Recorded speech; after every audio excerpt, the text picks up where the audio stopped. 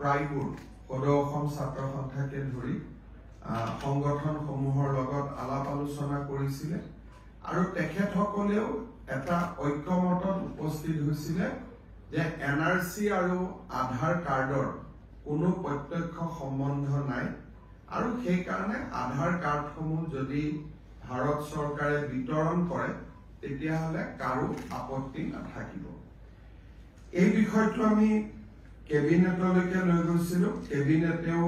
Cabinet sub কমিটিটোৰ যিটো ফাইন্ডিংছ আছিলে তাক তেখেতসকলে কেবিনেটেও সমৰ্থন কৰিছিলে আৰু ভাৰত চৰকাৰৰ লগত এই বিষয়ে আমি যোৱা 2 বছৰ ধৰি যোগাযোগ কৰি আছিলো যে আধাৰ কাৰ্ডখিনি খুলি দিব লাগে। মানুহৰ ৰেচন কাৰ্ডৰ পৰা স্কলাৰশ্বিপ বিভিন্ন ক্ষেত্ৰত অসুবিধা হৈছে। যোৱা 29/7/2024 তাৰিখে আমি অসম চৰকাৰে ভাৰত চৰকাৰে আমাক অনুৰোধ কৰে যে অসম চৰকাৰে এটা আনুষ্ঠানিকভাৱে ভাৰত চৰকাৰক গোটেই বিষয়টো জনাব লাগে। আমি ভাৰত চৰকাৰক 19/7/2024 এটা ফৰ্মেল প্ৰপোজেল দিওঁ যে এই 9,35,682 জন ব্যক্তিক আধাৰ কাৰ্ডসমূহ মুকলি কৰি দিব লাগে। আমি দিয়া পত্ৰখনৰ ওপৰত ভাৰত চৰকাৰে সলিচিটৰ জেনেৰেল অফ ইণ্ডিয়াৰ পৰামৰ্শ লয় আৰু যোৱাকালি 27/8/2024 তাৰিখে ভাৰত চৰকাৰে ইউডিআই যি আমাৰ আধাৰ কাৰ্ডৰ যিটো অথৰিটি ইউনিক আইডেন্টিটি যিটো অথৰিটি আছে তেওঁলোকক নিৰ্দেশ দিছে যে অসমৰ বন্ধ হৈ থকা আধাৰ কাৰ্ডসমূহ মুকলি কৰি দিব লাগে আৰু যাৰ আধাৰ কাৰ্ডৰ যোন যোগ্য ব্যক্তি যাৰ পৰা আমি বায়োমেট্ৰিক্স এই সময়ত লৈছিলো এই 9,35,682 গৰাকী ব্যক্তিক আধাৰ কাৰ্ডসমূহ উভতাই দিব লাগে আৰু তেওঁলোকৰ আধাৰ কাৰ্ড লোৱা যি বাধা আছিল সেই বাধা ভাৰত চৰকাৰে আনুষ্ঠানিকভাৱে প্ৰত্যাহাৰ কৰিছে।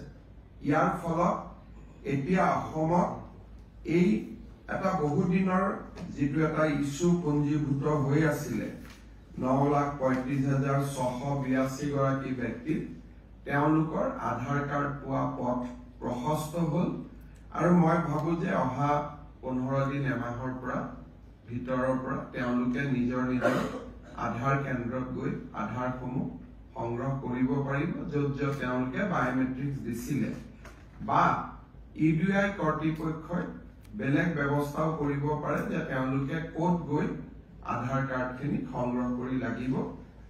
কিন্তু ভাৰত চৰকাৰে ইতিমধ্যে যিহেতু আগৰ যিটো নিষেধাজ্ঞা সেইটো তেওঁলোকে প্ৰত্যাহাৰ কৰিছে আৰু এতিয়া আধাৰ কাৰ্ড পোৱাৰ পথ সকলোৰে প্ৰশস্ত হ'ল। এটা বহুদিনীয়া এটা যিটো ইস্যু আছিলে সেইটো আনুষ্ঠানিকভাৱে ৰিজলভ হ'ল বুলি মই আশা কৰিছো। কেন্দ্ৰীয় গৃহমন্ত্ৰী ডাঙৰীয়াক এই বিষয়টো লৈ মই ব্যক্তিগতভাৱে সাক্ষাৎ কৰি মানুহখিনিৰ কথা বুজাইছিলো আৰু তেখেতেও বিশেষকৈ গোটেই বস্তুখিনি বুজি তেখেতে নিজে অনুমোদন দিয়ে যে আধাৰ কাৰ্ডসমূহ মানুহক ঘূৰাই দিব লাগে। মই কেন্দ্ৰীয় গৃহমন্ত্ৰী অমিত শ্বাহ ডাঙৰীয়াকো আনুষ্ঠানিকভাৱে অসম চৰকাৰৰ হৈ ধন্যবাদ জনাইছো যে বিষয়টো এটা নিষ্পত্তি হোৱা বাবে। এই কথাটো ক'বৰ কাৰণে আপোনালোকক মই মাতিছিলো আৰু ভাৰত চৰকাৰৰ যিখন অফিচ মেমৰেণ্ডাম তাৰ কপি এটা আপোনালোকক আমি দি দিম যাতে আপোনালোকে এই মেমৰেণ্ডামখন বহল প্ৰচাৰ কৰিব পাৰে।